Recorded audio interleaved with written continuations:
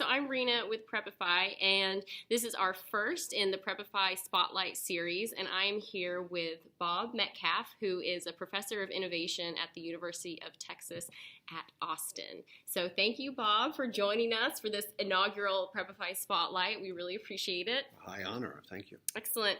So we wanted to ask you a few questions that as you know, here at Prepify, we're helping low-income and underrepresented students go to their best college possible. So really expanding what is possible and trying to help them reach that full capacity and potential. So we'd love to learn a little bit more about your journey and what has led you to the different successes in your life and where you are today. So can you start by telling us what school you attended for college and where it was located? I attended the Massachusetts Institute of Technology in Cambridge, Massachusetts. Beautiful. From 1964 through 69. Those are some good years. I think so.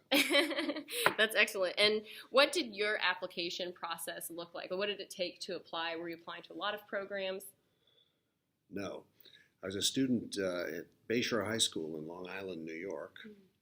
And New York had I don't know about now, but then had a really great educational system. And we had things called Regents exams, where we took statewide exams on various topics, which kind of got everybody up to a certain level. And we also practiced taking exams. So I think I got really good, not so much at the subject area, but I got really good at taking exams. Because we were constantly practicing, both for the Regents exams and then later we took PSATs. They existed that long ago. They did. I think I may have taken PSATs in 8th grade. Oh, wow. Or maybe 9th, something like that. But we took them over and over again, and we were training up. So Bayshore High School. You had experience taking tests. In 64, and I learned how to take tests. That's great. But in 4th grade, I was doing a book report, which is hard to imagine, and I, of course, waited for the last minute, so I found a book in my dad's basement, which was an electrical engineering textbook. Oh, interesting. Which had been written by some professors at MIT. So in the book report, I gratuitously wrote, just to kind of make nice with the teacher, that I someday plan to go to MIT and get a degree in electrical engineering, which is in 4th grade. Oh my gosh, that's amazing. And it was in my head this whole time, so when it came time to apply, I applied to MIT. And then my junior year, I applied a year early. Oh, wow. You can do that. And MIT accepted me, but they said you really shouldn't do this. You should stay in high school. Yeah, finish high school, take calculus, which my high school offered. So I graduated at the normal time instead of a little bit early. And so I went to MIT. Wow, I hadn't heard that. That's so interesting. So neither of my parents went to college. Oh, okay. They both had tragedies early in their lives which prevented them from going to college. But they had in their head that they wanted their kids to go to college. But they had no clue about what that meant. So, for example, I accidentally decided I was going to MIT, but my parents had never heard of MIT. And then when push came to shove, they noticed that I could go to the local school on Long Island for next to nothing. Yep, very affordable. Or I could pay something slightly more than nothing to go to the best engineering school in the world. And for them, they decided I should go to the local school. Oh, interesting. And I just threw tantrums. How did you convince them? Because I think that a lot of students face that difficulty if it's not an experience their parents have had, trying to let them know what it really means and to go to a place that might be further away. Well, I made the argument that MIT was better than the local school, which I didn't have any data, but I knew it was better. So my parents asked around. Okay. And their friends told them that I was probably right. And I promised to make the money. So I promised to get a job and pay for whatever the tuition was going to be. The tuition, by the way, was $1,742 a year. I wish I had seen that kind of tuition.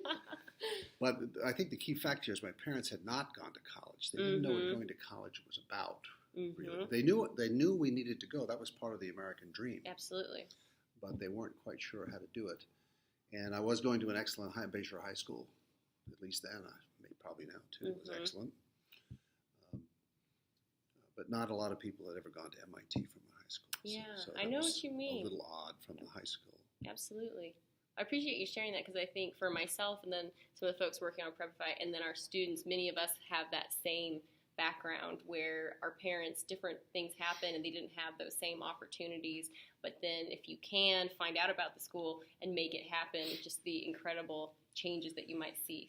So over the years, I learned the following thing, which is a lot of people, including my relatives, didn't think they could go to MIT because they couldn't afford it. Mm. But I'm now a trustee of MIT, and I know that that's not true. Yes. I know that if you need the money and you get in, you can go. That is, there is financial aid and jobs and other ways to pay for it. So there is a misconception out there that you can't. These are expensive schools. You can't go, and they all of them, the whole Ivy League, MIT, Stanford, they all have scholarship programs. Exactly. So if you can get in, you can go. So stop with this. Yes. Argument that I think you it's can't a major go. misconception. It is. Absolutely. So what was your college mascot or motto? Well, the MIT mascot is the beaver. The beaver. We are the beavers, and I have my MIT ring. I don't know if you can see. It has a beaver on it. Why a beaver? Well, the joke is that the beaver is the engineer of the animal kingdom, and the MIT student is the animal of the engineering kingdom. I like that second half. I don't know if I'd heard that and before. There is a tradition that when you're an undergraduate, you wear this ring upside down.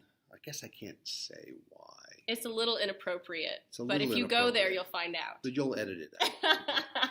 So you wear it upside down because while you're there, it's really hard being an MIT student. They make you work very hard. So we say that the beaver is... Yes. But as soon as you graduate, you turn the ring upside down, and then the beaver is and that is having graduated from MIT. Exactly. You can conquer all. And you are an MIT graduate, so how would you describe this school? When people ask you about it, what do you think are some distinguishing elements? Well, this is 2017, and I'm a year away from my 50th reunion. Oh my gosh! Wow. So my testimony about MIT is a little old. Right? So, but you've continued to be involved. I do. So it's a lot of smart people, fiercely competitive, a lot of joy of accomplishment, teamwork, esprit de corps, but a lot of hard work. You have to be a little bit careful. The culture is a little hard, so there's some people get abused by it. They don't feel good. I lucked out. I loved every minute of it. I had a complication, though. I needed to pay for my tuition because it was more expensive than the other schools. That's right. So starting my sophomore year, I got a full-time job, and I worked from midnight to 8 a.m. Wait, a full-time job in addition to school? Correct. Wow. So going back for my sophomore year, I bought a car, a new Volkswagen, a red Beetle, brand new, $1,826 out the door. And I got the car so that I could start work at Raytheon. And I worked midnight to 8 a.m. every day for the next... You did a night shift? Yeah. Oh my gosh. And so I was learning how to program a computer for money out at Raytheon, and then I would come back. And I don't know when I slept, by the way. I forget. I think when we're young, we can do those I think those I've types proven, of schedules. I think I've proven that you can sit in class like this, like this, and learn. Yes. So Soak it my in, grades osmosis. were good. My grades were good, but I was working full time, and so I paid my tuition. And there was a big event my sophomore year. No, the beginning of my junior year. I changed jobs. I went from Raytheon to a consulting company and got a little promotion. And my dad saw that I was paid more than he was. Wow. As of still my junior year. in school. So he was a union member and a non-college graduate, so his income wasn't very high. And I passed him beginning of my junior year, and he was proud that he did that. That's right, so exactly. He wasn't, oh boy, you paid more. No, he took pride in the fact that he had sent me to school, and I was now making even more than he was making, and I was only a junior in college. So I think that's wonderful. I think that's what a lot of parents hope for their children. Yes. That's excellent. And then so you were working full-time, you were going to classes, but I'm sure you did have some time for fun with classmates or particular speakers that came, but what are some of your favorite memories or perhaps some activities that you did? Just to add to the workload, I was member of fraternity. I was the social chairman and the rush chairman. I played varsity tennis and varsity squash. So I don't know when you did sleep. I don't know when I sleep. Okay. So that was from 4 to 7 every day. Mm-hmm. And then there was dinner and homework, and then go to work at midnight, and then come back at 8 in the morning. I would remember coming in on Route 128 in Boston and getting onto the Mass Pike, and you had to pay a quarter. Mm. And That's pretty steep. That's actually a lot to always have to pay, I think. 25 cents every time. Yeah. But I actually remember the day that what I practiced was not slowing down very much, Mm-hmm. and getting that quarter in there. And mind you, now it's 8 a.m. in the morning, and I've been up all night. And I tried to go through the toll booth. You talk about memories, Mm-hmm. and lob that quarter in there and zoom through and not have the bell ring. Mm-hmm. And I remember the day that my hand got caught in the catcher. Mm-hmm. So it Oh, no. back. I almost had my arm ripped off. Oh, that's and I scary. said, maybe I should stop doing this. Yeah, maybe not. So I stopped doing it at that time. So did you have any challenges in applying to college or when you were actually there, and what helped you get through those times? I think a lot of students find themselves struggling with different issues. What was helpful for you? So I went to the New York school system, which is, Mm-hmm. at the time, maybe even today, it was excellent. Mm-hmm. So when I arrived at MIT, first thing I did was not advance place any courses. Interesting. So I had taken calculus at Bayshore High School, but I figured wisely that I wanted to learn calculus the way MIT taught it, which was different. Yes. So I didn't advance place chemistry or physics or any of those things. I just started as a freshman, Mm-hmm. which meant my freshman year was, I thought, kind of light since I was taking courses that I allegedly already knew about. Mm-hmm. So I took math, of course, calculus, and in the first exam, practice at that time is you took exams every Friday, and then you would rotate between math and physics and chemistry, alternate Fridays. And the first exam had a perfect score of 135, and I had a 35. Then I began to worry that I had that MIT had made a mistake. Mm-hmm. That they had admitted me, and I wasn't really capable of doing it. But then I learned that there's this thing called class average, Mm-hmm. and the class average was 25 or 27, so I was above class average. And what a relief that was! And I turned to tell the guy sitting next to me. He had 135 on his Oh, gosh. exam. So I said, uh-oh, I'm surrounded by really, really smart people. I have to be careful and work hard. Mm-hmm. So there was going from your high school where you might be a big fish in Yes. a small pond to a place like MIT Definitely. where you might be a small fish in a big pond. Mm-hmm. And I had to make that adjustment. So getting that 35 out of 135 was scary. Mm-hmm. And then noticing I'm sitting next to a guy who got 135.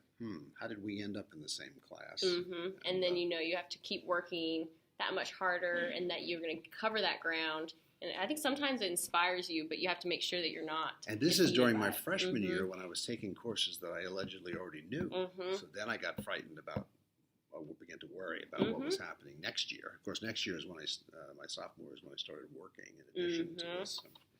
But it worked out well. I did well in my grades. I worked hard. Mm-hmm. It's interesting, that transition, like the big fish, I feel so for myself because I went from Idaho to DC, just the geographic and cultural changes, not to mention public education background to a private school, very different. So I think that's something that a lot of us have dealt with as well.